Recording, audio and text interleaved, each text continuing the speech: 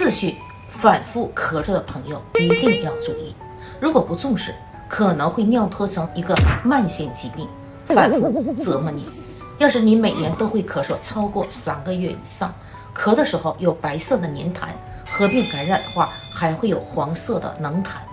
有些人的痰又多又黏，想咳但咳不出来，而有些人呢是感觉气不够用，气很短，会胸闷，还会喘。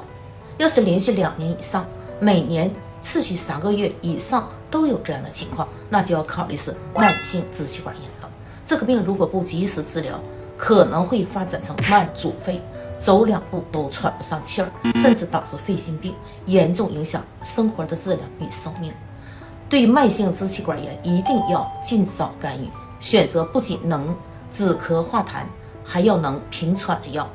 姜胆咳喘片这种中西结合方剂就很适合，里面的中药成分地龙可以清肺平喘、陈皮燥湿化痰，西药成分安茶碱可以扩张支气管，促进呼吸。